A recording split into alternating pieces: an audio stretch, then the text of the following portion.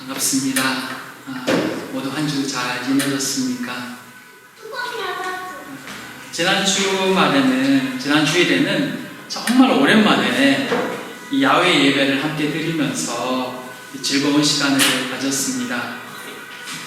마스크 없이 함께 예배하며 교제한다는 것이 얼마나 감사한 일인지를 새삼 느끼게 되는 그런 시간이었던 것 같습니다. 아직 우리 발터오른과 신신자 권사님이 몸이 회복되지 않아서 아직 교회를 못 나오고 있습니다.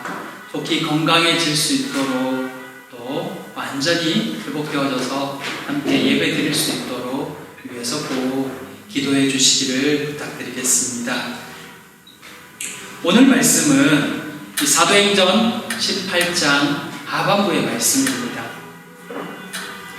바울은 고린도 지역에서 1년 6개월을 사역했습니다.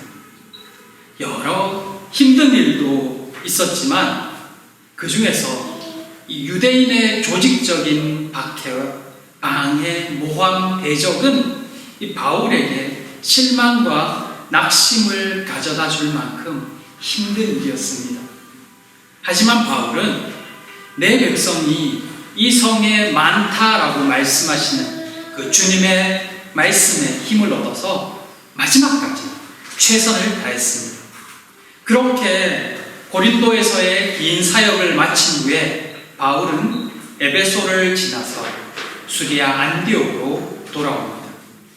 오늘 본문은 이 2차 전도 여행의 마지막 부분과 또 3차 전도 여행을 시작하는 부분이 쭉 나와 있습니다. 이 시간은 이 2차 전도 여행을 마무리하고 있는 그 바울의 사역 속에서 우리가 보아야 할 것은 무엇인지 또 들어야 할 것은 무엇인지에 대해 잠시 생각해 보고자 합니다. 성령께서 오늘 이 시간 우리에게 깨달음을 주시며 또 스스로를 돌아볼 수 있는 그런 시간도 될 수 있게 해주시기를 바랍니다. 첫째, 복음을 위해서라면 바울은 이 유대인들의 고소에도 불구하고 고린도에서 얼마를 더 머물렀습니다. 그 후에 그는 고린도를 떠나 수리아 안디옥 지역으로 이 안디옥 교회가 있는 그곳으로 향해 갑니다. 그런데 바울이 이 고린도 지역에서 사역을 하고 그곳을 떠날 때 그 바울을 따라 나선 사람들이 있었습니다. 그는 누구냐 하면 바로 고린도에서 바울과 함께 장막을 만들었던 브리스길라 아굴라 부부였습니다. 이 이름이 원래는 아굴라가 남편이고 브리스길라가 아내이죠. 근데 아내 이름이 먼저 나옵니다. 아마 여기에도 무슨 이유가 있을 것 같습니다. 이 브리스길라 아굴라 부부는 로마에서 쫓겨난 이후로 줄곧 고린도에서 삶의 터전을 잡고 살았던 부부입니다. 고린도전서에 보면 여러 비유들이 나오는데 그 중에 이 운동장에서 다름박질하는 비유나 이 경기하는 자가 규칙을 지켜야 된다라는 등 그런 비유들이 종종 나오는데 그것은 그 당시에도 우리가 알고 있는 올림피아 경기라든가 또 그 여러 큰 운동 경기들이 있었다는 것을 알게 합니다. 옛 기록에도 보면 이런 기록들이 남아 있습니다. 4년에 한 번씩, 2년에 한 번씩 굉장히 큰 대회들이 열렸던 것입니다. 고린도도 큰 경기가 열렸었는데 그렇기 때문에 그 경기할 때마다 사람들이 머무는 곳이 필요했고 또 기다리는 장소들이 필요해서 천막이 여러모로 필요했습니다. 그러다 보니까 이 장막을 만드는 브리스길라 아굴라 부부는 큰 어려움 없이 고린도에 정착해서 살 수 있었던 것으로 보입니다. 그 덕에 바울도 이 자비량으로 그곳에서 사역할 수 있었고요. 그런데 바울이 이제 그 지역에서의 사역을 마치고 떠나서 수리아 안디옥으로 간다고 하니까 두 사람도 함께 따라 나서고 있는 것입니다. 삶의 터전을 옮기는 결정은 결코 쉬운 결정이 아닙니다. 더 잘 정착해서 안정적인 수입이 나오고 있는 상황에서 그 모든 것을 정리하고 떠난다는 것은 더욱 쉽지 않은 결정이었을 것입니다. 그것은 생계가 달려있기 때문입니다. 그런데 그럼에도 불구하고 그들이 이 바울을 따라 나서는 이유가 무엇일까요? 여기에 근데 더 이상한 게 있습니다. 이들 부부가 바울을 따라 나섰는데 그렇게 바울을 따라 생계를 정리하고 고린도를 떠난 두 사람이 바울을 따라 수리아로 가지 않는다는 것입니다. 가다가 중간에 에베소에 멈췄는데 이들이 에베소에서 정착을 합니다. 바울을 따라 나선 브리스길라 아굴라 부부가 왜 계속해서 바울을 따르지 않고 에베소에 남게 된 것일까요? 이것을 알기 위해서는 브리스길라 아굴라 부부가 왜 바울을 따라 고린도를 떠나게 되었는지를 이해할 필요가 있습니다. 무엇이 그들로 하여금 이 삶의 터전을 떠나게 만들었을까요? 바울을 따랐다라는 것에서 볼 수 있듯이 그들이 고린도를 떠난 이유는 바울 때문이었습니다. 유대인이었던 그들은 고린도에서 바울과 함께 장막을 만들 때부터 바울로부터 복음을 들었던 것입니다. 그 시간이 1년 반이 지나가면서 그들도 점점 복음을 듣는 자에서 복음의 헌신자로 바뀌어집니다. 그래서 그들이 바울을 따라 나선 것입니다. 그리고 그것이 또한 그들이 바울을 따라가다가 에베소에서 멈춘 이유이기도 합니다.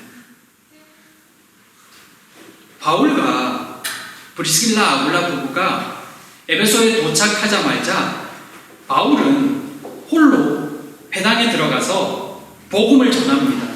다른 지역과 마찬가지로 말입니다. 그랬더니 여러 사람들이 바울을 붙들고는 그 전한 복음에 대해서 더 듣기를 원합니다. 하지만 바울은 이미 자신이 정한 기한 안에 수리아 안디옥으로 돌아가기를 원했던 것 같습니다. 그 교회에 가서 그동안 있었던 일을 사역 보고하고 또 다른 것들도 하고자 했던 것 같습니다. 그래서 그들의 요청을 거절합니다. 하지만 완전한 거절이 아니라 하나님의 뜻이면 돌아오겠다라는 이 약속을 남깁니다. 그러나 여전히 마음이 편치 않습니다. 복음을 듣기 원하는 이들이 있는데 그들을 놔두고 간다는 것이 마음이 영 찝찝하고 편치 않았던 것입니다. 그래서 생각한 것이 바로 브리스길라 아굴라 부부였습니다. 두 사람은 이미 바울로부터 고린도에서 1년 6개월간 복음을 들었던 사람들입니다. 그리고 지금 그들이 바울을 따라 나선 것도 복음 때문이었습니다. 그러니 복음을 위해서 다시 그 지역에 남기로 결정했던 것입니다. 그것이 브리스길라와 아굴라가 바울을 따라 나서지 않고 에베소에 남은 이유입니다. 아마 처음에는 두 사람 모두 당황스러웠을 것입니다. 이건 예상과 또 자신들의 생각에 없던 일이었기 때문입니다. 아직 바울에게 더 배워야 할 것도 많고 다른 그리스도인들도 만나고 싶었기 때문일 것입니다. 그러나 그들은 복음을 위해 나섰기 때문에 복음이 필요하고 자신들을 필요로 하는 것에 남는 것이 하나님의 뜻이라 여긴 것입니다. 목요일에 교육부서 세미나를 들었습니다. 근데 그때 이 강사 목사님이 하신 이야기 중에 기억에 남는 것이 하나 있습니다. 뭐냐면 자신은 떠나도 교사는 남는다. 그 이야기였습니다. 그리고 또 하나가 있는데 자신이 있을 때 잘 되는 것보다 자신이 떠나고 난 뒤에 더 잘 되는 것이 정말 하나님 앞에서 성공하는 것이다. 혼자 열심히 사역하는 것보다 좋은 교사를 양육해서 그들이 양육할 수 있도록 만들어주고 떠나는 것이 훨씬 더 잘하는 사역이라는 말입니다. 지금 바울의 사역이 그러했습니다. 그는 어디에서도 열심히 사역했지만 더 잘한 사역은 그를 대신할 수 있는 새로운 사역자가 있었다는 것입니다. 그들이 바로 브리스길라 아굴라 부부였습니다. 에베소, 그는 떠나지만 그를 대신할 수 있는 브리스길라 아굴라 부부가 있었던 것입니다. 그러기에 바울은 다음을 기억하면서 마음 편히 에베소를 떠날 수 있었습니다. 브리스길라 아굴라 부부는 또다시 이 아볼로라는 사역자에게 예수 그리스도를 정확하게 전달합니다. 이후로 그것에 대해 배웠던 아볼로는 복음을 변호하는 강력한 사역자가 됩니다. 이 모습들이 참 많이 도전이 됩니다. 누구나 맡겨진 일에 대해서는 잘하고 싶은 욕심이 있습니다. 욕심이 아니죠. 그건 선한 마음이죠. 잘한 날은 칭찬도 듣고 싶고 또 이왕이면 이름도 남기고 싶어 합니다. 그런데 신앙에 있어서 더 중요한 것은 다음을 준비하는 것입니다. 내가 떠나도 그 자리가 든든할 수 있도록 더 잘할 수 있도록 기초를 세우는 것은 정말 중요한 사명이 아닐 수 없습니다. 안타깝게도 지금의 한국 교회를 비롯해서 많은 교회들이 다음 세대를 걱정합니다. 신앙이 다음 세대로 잘 이어지지 않고 자꾸만 교육부서가 줄어들기 때문입니다. 바쁜 탓도 있고 세상에 좋은 것이 너무 많은 것도 있겠지만 결국은 신앙교육이 제대로 되지 않았기 때문에 일어나는 현상일 것입니다. 신앙교육은 결국 아이들도 예수 그리스도를 만나게 해 주어야 하는 것입니다. 그리고 그것은 신앙의 본으로 보여주어야 하는 부분이기도 합니다. 지금까지 사역하면서 사역지를 옮길 때마다 늘 마음에 남는 게 하나 있었습니다. 그게 뭐냐면 내가 떠나고 나면 이들은 어떻게 될까? 특히 이 교육부서를 맡고 있다가 사역지를 옮길 때가 되면 늘 그런 생각이 많이 들곤 했습니다.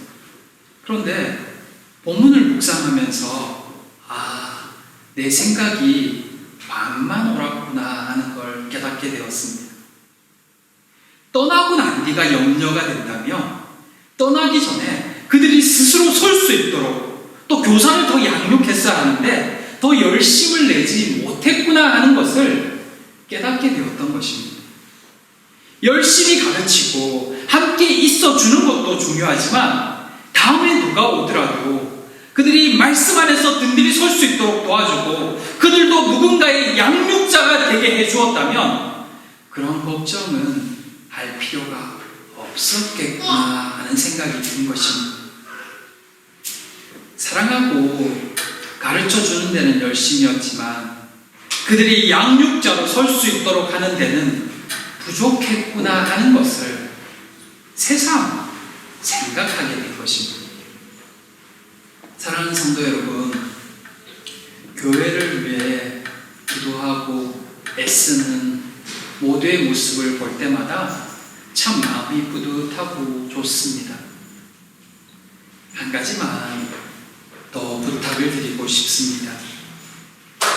내가 양육자가 되겠다는 생각을 가져주기 바랍니다.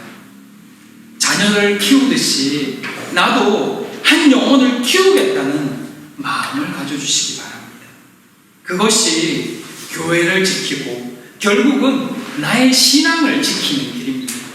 그런 결심들이 있게 될 때 우리 교회는 더욱 건강한 교회가 될 것입니다. 그리고 모두도 건강한 신앙이 거듭나게 될 것입니다.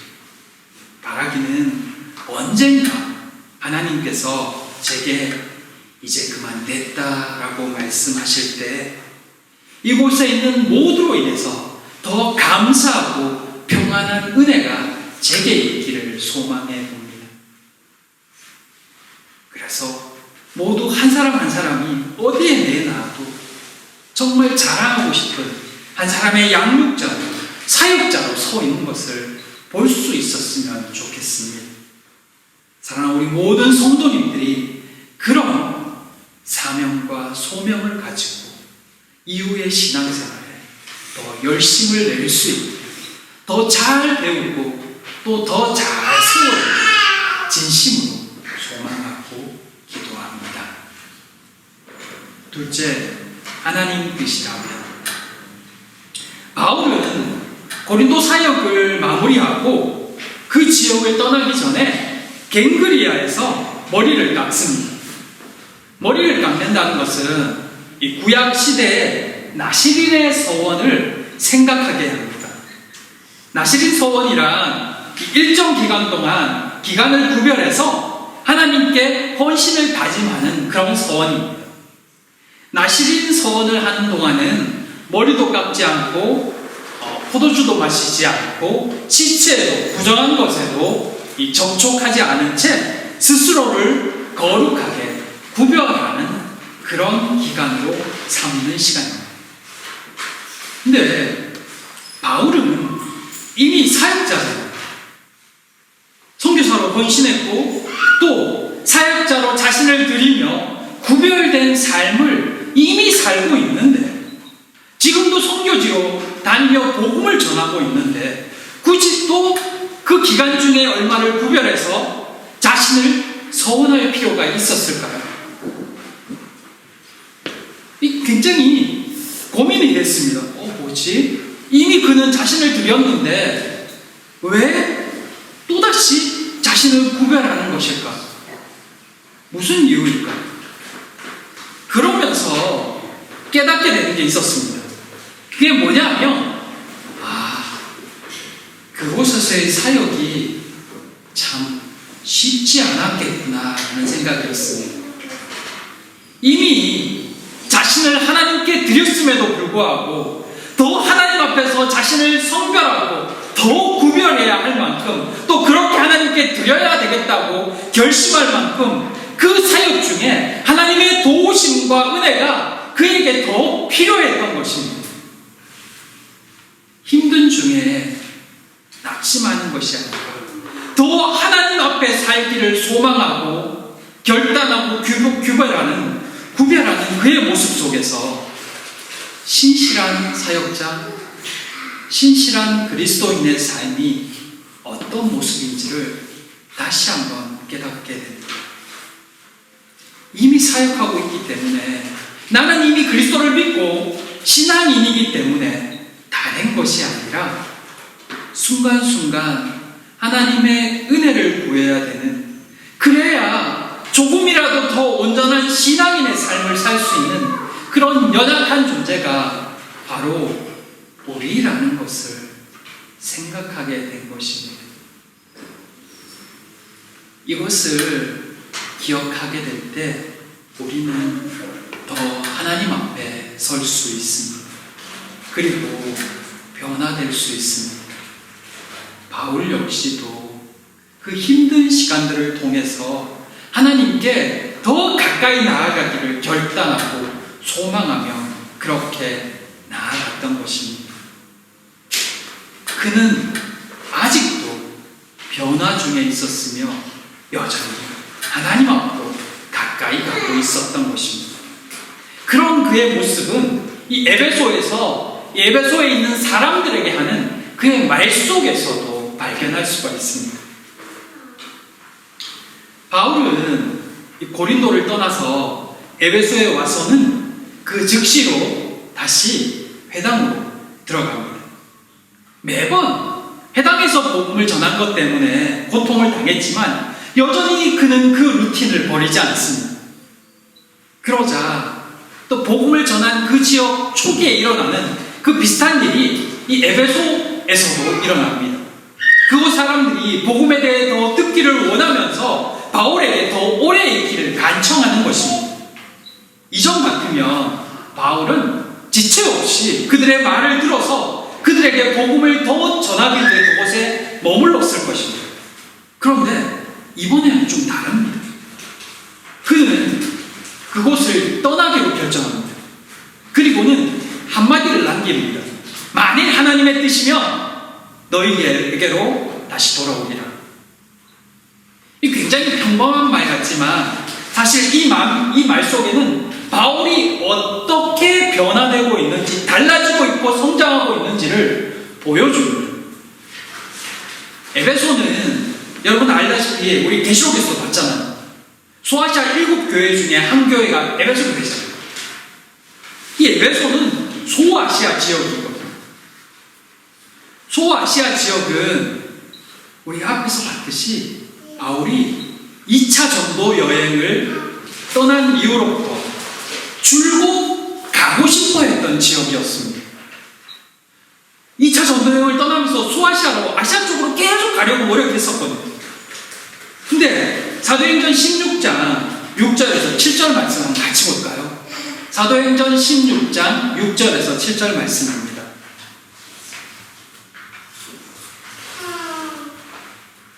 사도행전 16장 6절에서 7절 말씀 제가 읽어드리겠습니다.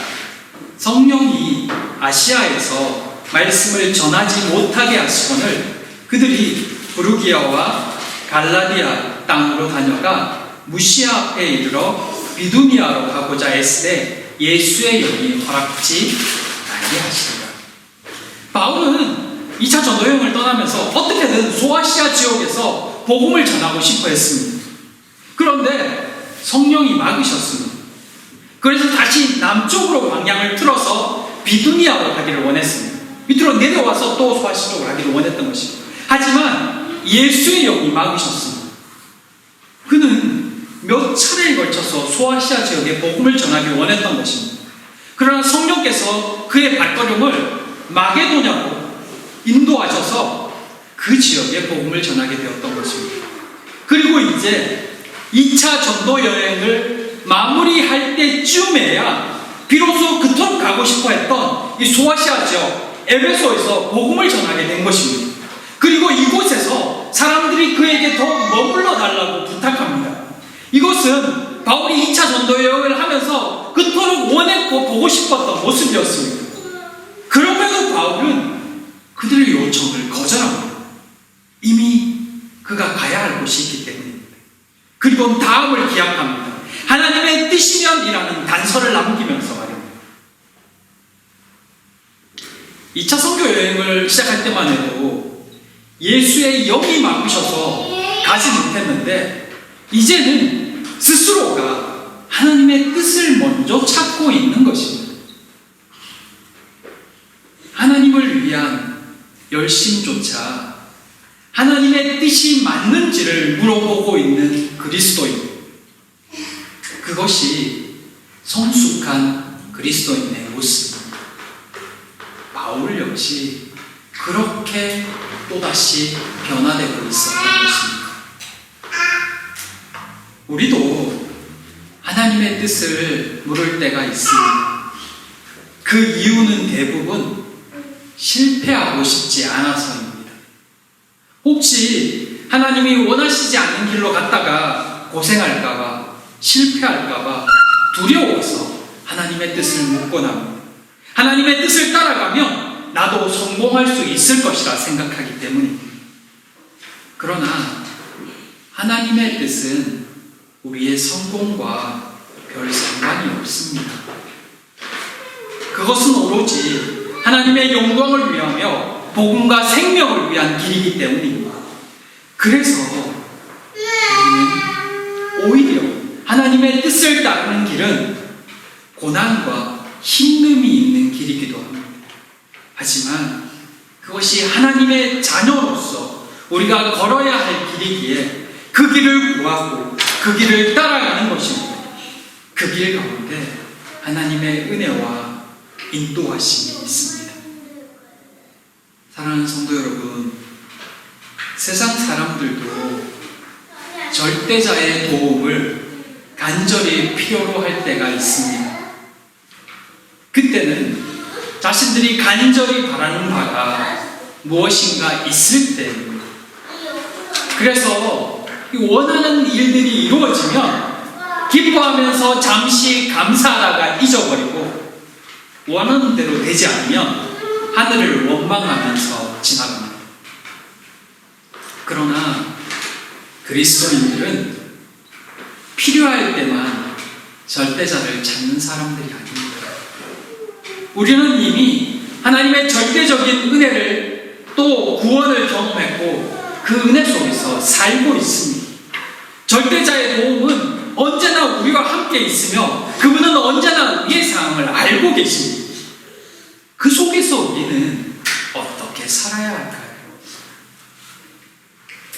우리를 향하신 하나님의 뜻이 무엇인지를 구하며 사는 인생이 되어야 합니다. 내 필요할 때만 여호와를 찾는 자가 아니라 여호와의 계획하심이 내 인생 어디에 있는지, 어디를 향하고 있는지를 묻고 그 뜻을 따라가는 사람이어야 합니다. 실패하지 않기 위해서가 아니라 그리스도인답게 살기 위해서입니다. 그때 우리를 통해 하나님이 영광 받으십니다. 그때 우리의 삶도 우리의 자녀와 가정도 주님 안에서 참 행복과 기쁨을 누릴 수 있습니다. 세상 사람들이 사는 삶의 모습이 아닌 그리스도인의 삶을 사는 모두가 되기를 축복합니다. 그런 우리를 통해 하나님의 뜻이 이루어지기를, 그 하나님의 뜻을 구하며 오늘을 사는 우리 모두가 되기를 진심으로 소망하고 기도합니다. 기도하겠습니다.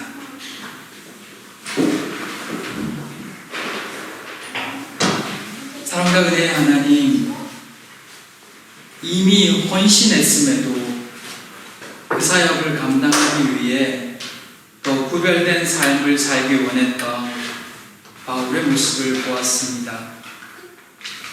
여전히 세상의 삶에 더 목매고 있는 우리의 모습을 보며 회개합니다. 그리스도인다운 삶을 살 수 있도록 우리를 붙들어 주시옵소서. 시간이 지날수록 더 하나님 앞에 서가는 바울처럼 우리도 인생의 연륜과 더불어 하나님을 더 깊이 알아가고 믿어가는 믿음의 사람이 되게 하여 주시옵소서. 사랑하는 성도들을 붙들어 주시옵소서. 발터어른과 신신자 권사님 붙들어 주시옵소서. 주의 은혜가 사랑하는 우리 모든 성도들과 교회와 이 땅의 그리스도인들 가운데 늘 함께 있기를 소망하오며 예수님 이름으로 기도드립니다.